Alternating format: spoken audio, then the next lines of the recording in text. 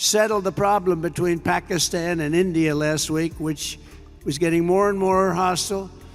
And all of a sudden you'll start seeing missiles. I said, I could settle that up. I can settle anything.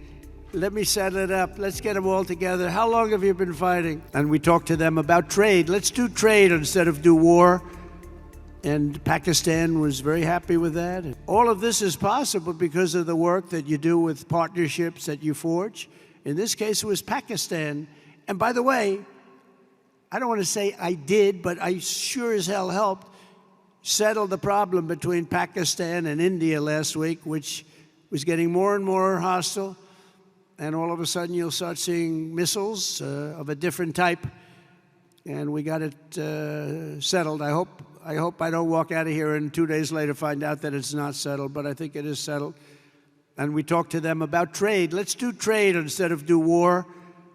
And Pakistan was very happy with that, and India was very happy with that, and I think they're on the way. They have been fighting for about 1,000 years, in all fairness. So I said, I could settle that up. I can settle anything. Let me settle it up. Let's get them all together. How long have you been fighting? About 1,000 years. Oh, that's a lot. I'm not sure about that. I'm not sure about settling. That's a tough one. They've been fighting for a long time. But we got that settled. Everybody was very happy, I'll tell you. That looked like it was really going to be escalating out of control. So we have something that's special, but it can show you really what happened. We also just apprehended, as an example, the ISIS terrorist of the Al-Baghdad, the one that caused all of the problems in Afghanistan, caused unbelievable destruction. We lost 13 great soldiers. I got to know the parents and the families of those soldiers. But what they don't say is the ones who were so horribly wounded, which were many. And hundreds of people were killed from the other side. I always include that. That should have never happened. That whole mess should have never happened. I think it was the most embarrassing day in the history of our country. And we're not going to have things like that happen anymore. And again, we should have kept the air base. We should have kept it. We let it go. Then we left, and it was a very embarrassing moment in the history of our country. That'll never happen again. There are a lot of people that said that Russia went into Ukraine.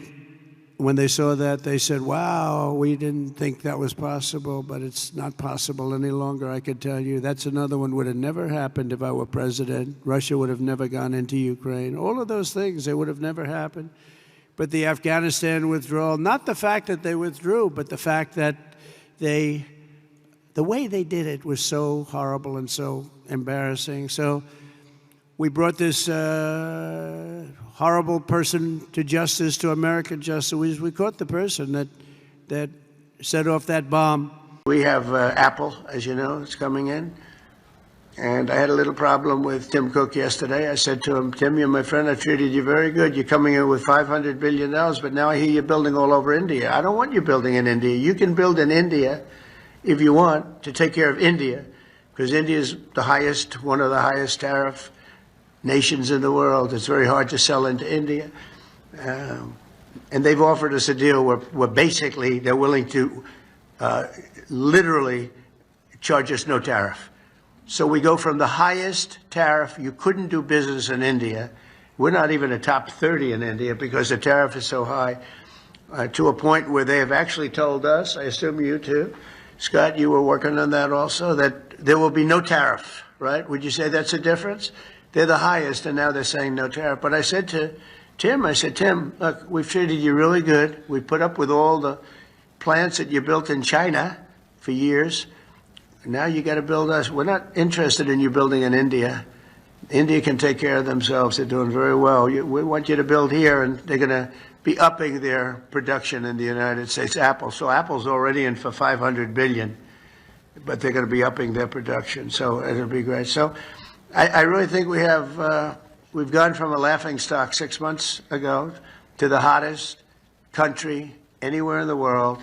And that's not just in business, that's in everything else, and it's psychologically hot too.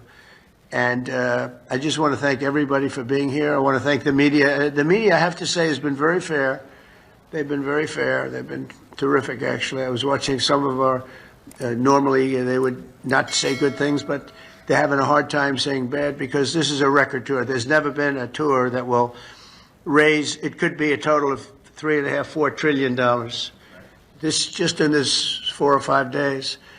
And it's from great people. And our relationship now is very strong with Saudi Arabia. Nobody's going to be bothering that relationship. Nobody would be able to break that relationship because of my relationship with the Crown Prince and the family. The relationship is really strong. And when you talk about Qatar, the relationship is equal. I mean, it's just like nobody's going to break that relationship. We have never had a relationship with Qatar as strong as it is now. You know that better than anybody. And they're very happy. And we're going to protect you. We're going to protect you. That's the one thing you need, maybe. But I don't think you're going to need too much of that. And I said last night, it was a great meeting, great everything. They brought in Lee Greenwood to sing. It was a beautiful evening, and I appreciate it.